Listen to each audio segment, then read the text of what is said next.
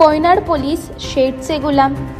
सज्जनांचे रक्षण आणि गुन्हेगारांचा नायनाट हे पोलिसांचे ब्रीदवाक्य असले तरी सोमवारी सायंकाळी पोयनाड पोलीस ठाण्यात घडलेल्या प्रकारामुळे उलट चित्र समोर आले आहे.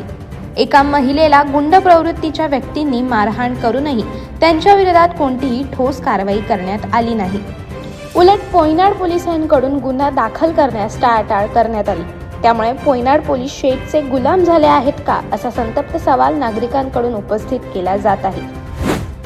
महिलेने दिलेल्या माहितीनुसार हाशिवरे परिसरातील ही महिला आपल्या पतीसोबत सोमवारी सायंकाळी पेण येथे लग्न समारंभासाठी 4 चाकी वाहनाने जात होती. तरी कोपर परिसरात पोहोचल्यावर त्यांच्या कारला एका ट्रकने धडक देण्याचा प्रयत्न केला. त्यानंतर महिलेच्या पतीने वाहन थांबवून चालकाला जाब विचारला असता ट्रक चालक संतापून त्यांच्या अंगावर धावून गेला आणि धक्काबुक्की केली.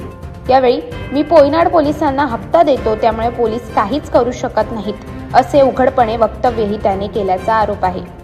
दरम्यान काही गुंड प्रवृत्तीची मंडळी तेथे धावत आली आणि त्यांनी अश्लील शिवीगाळ करत महिलेसह तिच्या पतीला मारहाण केली. या घटनेनंतर संबंधित महिलेने तातडीने पोयनाड पोलीस ठाणे गाठून तक्रार देण्याचा प्रयत्न केला. मात्र तेथील पोलीस हवालदार थळे आणि घरत यांनी गुन्हा दाखल करण्यास टाळाटाळ करत अधिकारी आल्याशिवाय नोंद करता येणार नाही असे सांगत वेळकाढूपणा केल्याचा आरोप आहे. काही वेळानंतर सहाय्यक पोलीस निरीक्षक सुजित गर्दे ठाण्यात आले. त्यांच्याकडून न्याय मिळेल अशी अपेक्षा असताना त्यांनीही उडवाउडवीची उत्तरे देत गुन्हा दाखल करून काहीच उपयोग होणार नाही असे सांगून संबंधित महिलेला व तिच्या पतीला हुसकावून लावल्याचे समोर आले आहे. सुमारे 4 ते 5 तास हा प्रकार सुरू होता.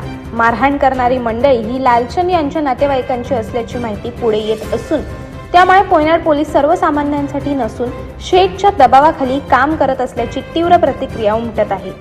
पोलीस यंत्रणा जर प्रभावशाली व्यक्तींसमोर नतमस्तक होत असेल तर सर्वसामान्य नागरिकांनी न्यायासाठी कोणाकडे धाव घ्यावी असा संतप्त प्रश्न उपस्थित होत आहे. अखेर या प्रकरणात संबंधित महिलेने पोलीस अधीक्षकांकडे धाव घेत संपूर्ण प्रकार मांडला. त्यानंतर अलिबाग पोलीस ठाण्यात मंगळवारी सायंकाळी गुन्हा दाखल करण्याची प्रक्रिया सुरू असल्याची माहिती मिळत आहे. अशाच अनेक घटना आणि बातम्या जाणून घेण्यासाठी सबस्क्राईब करा आमचे YouTube चॅनल केव्ही न्यूज आणि इन्स्टा पेज कृषीवल न्यूजला फॉलो करा.